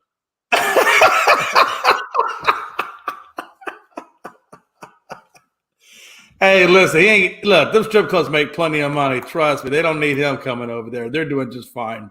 He said, "Say his name right, Jay." I did. Ime Udaka. Did I say it wrong? All right, why don't you say it, Pride? I mean, Pride on the show. Frankie, why don't you say that name? Say it. Is Ime Udaka? I don't know how to say his name. Honestly, it's so hard to pronounce. I try not to say it. I don't want to say it. I just say Ime. I don't even say the last name. I hate names like that.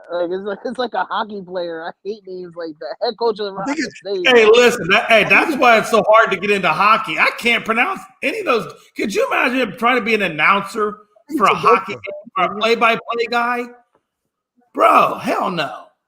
Everybody would be a number. Man, they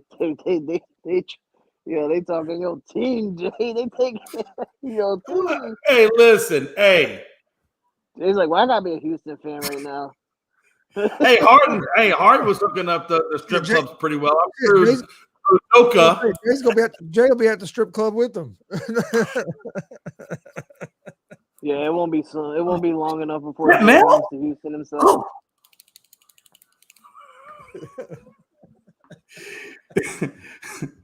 Mel would kill. I don't know, man. Mel might actually go to the strip club with me. I don't know. Yeah, Phil's dudes dancing.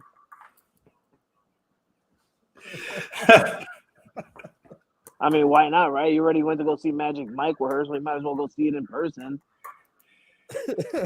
Yeah. Well, the long story was she wasn't the one who wanted to see Magic Mike. So I would have been like, go with your friends. I ain't going to see that. I'm going to stay here and watch Peacock. If there's any cock I'm going to see, is Peacock. God. Oh, man. Oh, Chris, this is the kind of show that gets me in trouble. I got Just as Robert Kraft. Oh, just ask Robert Kraft. Facts. Robert Kraft's a G, though. He's a G, though. Oh, man. Yeah, Robert Kraft's got enough money and clout. He can get away with a lot of stuff. Right. He can. There's no doubt about it. And he's heavy set too, so people whatever's. Chris, he's your friend. What's Glenn's football team? Colts. Oh my God! Of course. I'm not even gonna. I don't. There's nothing to say. There's nothing to say. Go ahead, Glenn. Keep saying what you want. Go ahead. There's nothing to say to you. Chris knows. Glenn lives almost like right across the street from all the stadiums and stuff in Indianapolis. Damn. He's Oh not man, your real friend, then. hey, He's not your real better friend. than me. He's not your real friend, Chris. Why are you not going to Colts games? Why are you not going to Pacers games? He said he lived across. He didn't say he had season tickets. Oh, you know Glenn going though. Oh yeah, Colts and Cowboys. Colts and Oh my God, that's like the worst connection of teams to have. Double C, baby. But he's really a Cowboys who every He's now big, and then, you know. He's a big Pacer and Indiana Fever fan. He goes to a lot of those games. I'm actually meeting up with them while we're down in Indy for the Comic-Con. I bet you are. This is insane. I mean, because is it Comic-Con right there in Indianapolis? Right across the street. Yeah, it's right across the street from his place. It's at the convention center. Yeah. So why wouldn't you stay there? I mean, because he's literally like right there. So we're gonna go. I think we're gonna go eat some Hooters. No, we're gonna meet up. Go eat some Hooters or some sweet lunch or something while we're down there all weekend. Can I just say one thing? Has anybody noticed back in the day, Hooters used to give you the real chicken wings, and now they've give you the Cornish game wings? Like, what's up with that? They give me the chubby wings. You know, Bro, Hooters has gone downhill back. They used to be the bomb back in the day. Now they're just That's just in Houston. No, I'm out here in Georgia, and even the Hooters out here in Georgia, they give you the little Cornish game wings. They don't give you the big wings like they used to back in the day. Well, that's why, because it's Georgia. I mean, look at people that live in Georgia. Look at Logan, for goddamn sake. Like, Logan lives in Georgia.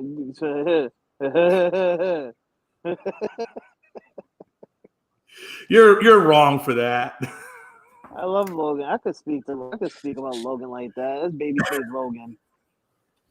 He just sprung up that first chin hair. He did. I told him the other day. I said, "Hey, Logan, man, hey, your first hair came in." What a time to be alive! God, they just grow up so fast in front of us, Jay.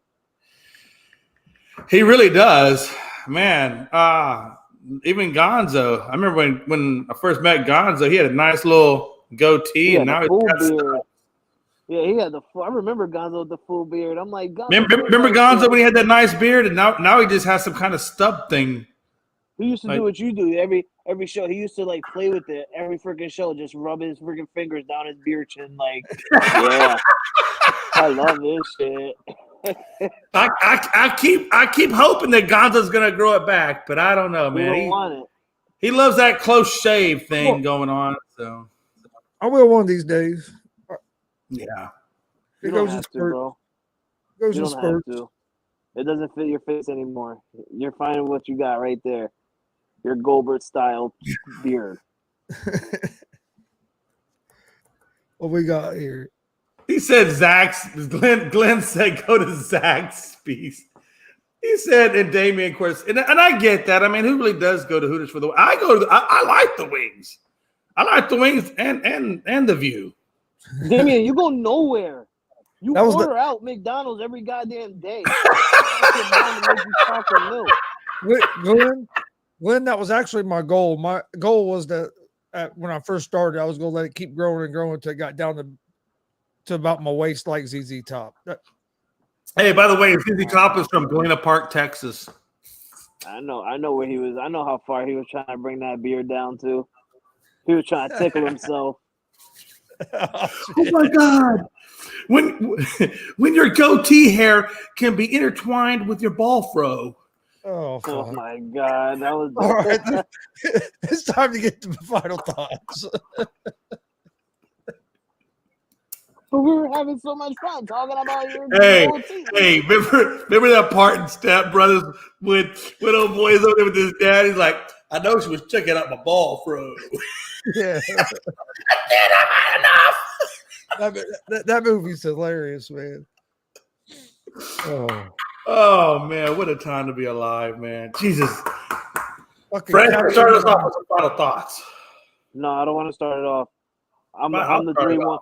I'm up 3-1 right now, so I get to finish. The fucking Carolina wine mixer. That's my final thought. So fucking don't you fuck with my nut. You fuck with my nut. Hey, What yo, a time to be Damien. alive. What a time to be alive. Damien, there's two differences right there on right now, okay? One, Rogers is no longer on an easy division like yours. Two, all right, number two, you're Bears and we're the Pats. We have a better defense and always will have a better defense than the Bears. Sit down and relax, sit back and watch how should I say this? Sit back and watch how to end and hurt Aaron Rodgers. We'll teach you. We'll teach you. But congratulations, because now you can look at yourself if you are a Bears fan, if you are, because you like to trash talk the Bears a lot. But you know, enjoy your division. Enjoy it because now you don't have Aaron Rodgers and you guys look okay right now. But you still have to worry about the new formed Detroit Lions and the new formed Minnesota Vikings. What a time. As long as the Detroit Lions can quit gambling, they'll be good. Hey, don't be saying stuff like that. Don't be saying stuff like that. Leave them alone. Let them gamble. Damn, they're not making enough money. They got enough money. They got children to pay. So the Astros play the Rays today at 6:40. When do the Yankees play today? The Yankees play at the Yankees are off today. No, they got the Twins. Ooh, both of them are 13-10 records at 7:40. And then Chris has the Rangers. Chris, I really need you to win today, Bubba. He won yesterday. He blew them out. Yeah, they blew them out I yesterday. know. I need another win. They play at 6:40 as well. So I really need you to do your job. Talk to your management. Let them know down there in Arlington. Hey, we need to win. We need this win for Jay today. Okay, so let's make sure we make that happen. Aren't the Reds at home? No, they're playing in Texas right now. You know, I can say Arlington. They don't play in Arlington. They play in Houston, don't they? No, the Rangers. Oh yeah, the Rangers. My bad. The Rangers. It's Gonzo's team versus the Rangers today. Yeah, I thought you were talking about the Astros. Houston's playing in Tampa. And we got they giving. Today we got Luis Garcia versus Rasmussen. So that's going to be a tough game for us. Rasmussen's pretty good. And we don't have, as far as I know, we still don't have Alvarez. I think he's down there in Houston still getting his neck evaluated. So we'll see what happens with that. But what happened to Alvarez's neck? I don't know. It didn't specify. Dusty just came out in an interview saying that they had to send him back to Houston to get his neck. I guess MRI is on his neck. He's got something going on with his neck. I don't know if it's a strain or what's going on, man. But something's going on with the man. Oh shit! And it just gets worse. Let me see here. Worse and worse. Are the Astros starting to fall? Are the Astros starting to fall apart? You got Altuve. I don't know. It says Alvarez on a day-to-day. It says Alvarez's neck injury is about the same as yesterday. Astros Mayor Dusty Baker said in an interview. So yeah, day-to-day with I guess it just says a neck issue or neck injury. It's all that shit talking that Jay was doing before the season that the Astros were already World Series champions. It's going to come back. It happens. It happens. Right, Tony. I thought the same thing. I thought when I saw the final score yesterday, the Reds were at home. I didn't know that that's why when he said Arlington, I'm like, wait, what? Are you sure they're at home? Because I thought maybe I read it wrong. I thought it was the Reds. You're really gonna question this man? You're really gonna question this man on his team? This man he's been a longer fan of the Reds than you've been of the Astros. I wouldn't go that far. Jay, he's like 20 years older than you. Yeah, Reds are at home. Yeah, I wouldn't go that far. He's been a freaking fan. He's older than you. He's been a fan longer than you. Look, now he's froze up. Jay. Well, there's his final thought. He ain't want to talk about it no more. Jay looks like he just got done hitting a big blunt and is about ready to pass out. That's why the way he froze up. Man, I don't know, man. Hey, I told you, man, my There internet. he goes. Oh, and then he. What happened?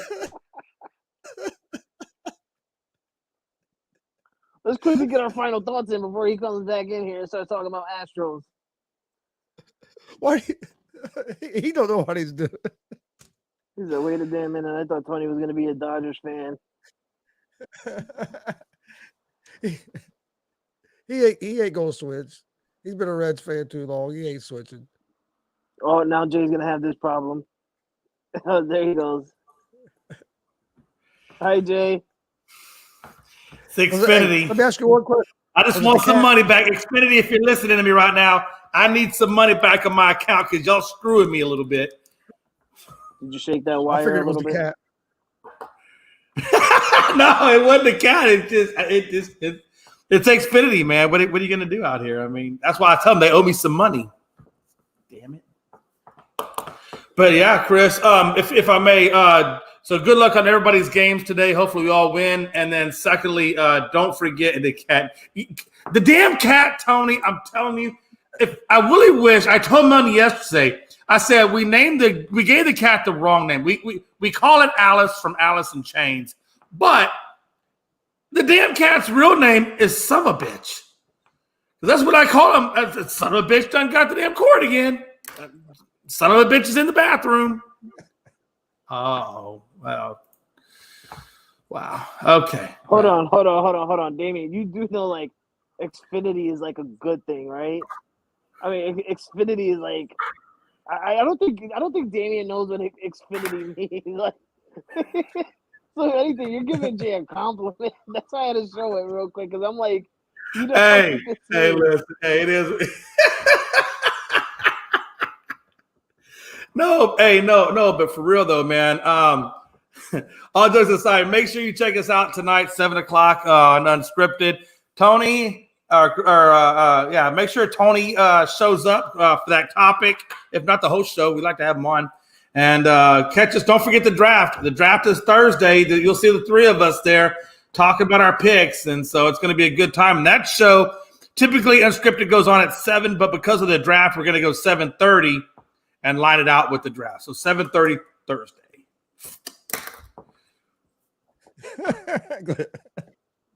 I think Damien means AOL. Damn, that was pretty good, Glenn. That was some good shit. But that's about how I feel sometimes. No, AOL used to be that shit. But to get to my final thoughts, just like Jay said, watch this tonight. I'm gonna try and be on tonight. Honestly, I know I'm definitely gonna be on Thursday for the watch along on the draft. And I already told Jay I'm gonna last at least the first 15 picks. Because after that I don't really care. The Patriots get the number 14, and after 15 I really don't give a damn after that. But yeah, join us on Thursday for the watch along. Watch us tonight. Don't forget, go on Twitter and follow our Twitter at Unscripted Guys, all one word. Even our TikTok at Unscripted Sports on TikTok, all one word. Also, GSR, man, GSR. We gotta rep our boy Chris Gonzo, his Gonzo Sports Room, doing amazing things there, and he's just taking off to another platform of level C, and I can't wait to see this man grow more and more with his wrestling. Me and Chris are still we're not talking yet, but we promise to everybody that we're gonna come up with a wrestling show. Chris already got his own wrestling thing going, but we're gonna have our own wrestling show where we talk about more of wrestling and stuff like that. And then Chris has his little live streams on Saturdays where he goes to actual indies events and stuff like that. So we can give you guys more wrestling fans, more wrestling shows and wrestling talks. Other than that, man, hey, yo, Laker Nation, we up 3-1, baby. Lake Show, AR-15, Austin Reeves, the white gold, John Morant, broken hand, Dylan Brooks sucking on that ham, and you got Desmond Bain, who's the fake main. I'm turned up right now. I can't wait to go back to Memphis tomorrow and end this series, and my prediction comes true. and Randy starts crying. And Jay, guess what I told Randy? Once we knocked him out, he gonna know who his daddy is. And the sad thing is Randy actually agreed. My final thoughts are please hit that subscribe button on YouTube at Gonzo Sports Room. Like, follow Facebook, Twitch, Twitter, Instagram at Gonzo Sports Room. That's where I post all the stuff about our shows. Also, check out the new ASAP Network app. You can find that on Apple, Google Play Store, Amazon, all and Roku. So check that out. You can get all the shows on demand. But join it, like they said, join us tonight, 7:00 for Unscripted. Working on a big interview for wrestling. Once I get that 100% confirmed, I'll announce it. But we do got a real big one coming up, and also Hey, pause. May 5th, 6th, and 7th, we're going to be live streaming WCW wrestling from the Indianapolis Comic-Con. There'll be shows all day long on Friday, all day long Saturday, and all day long Sunday. Big shows being at night, but there'll be shows during the day as well. So we'll be doing a lot of wrestling content coming out that weekend. So come join us for that. Oh, yeah. Other than that, don't forget the draft show on Thursday night, and we will see you guys tomorrow at 1:00 for another episode of the ASAP Afternoon Blitz. Aww.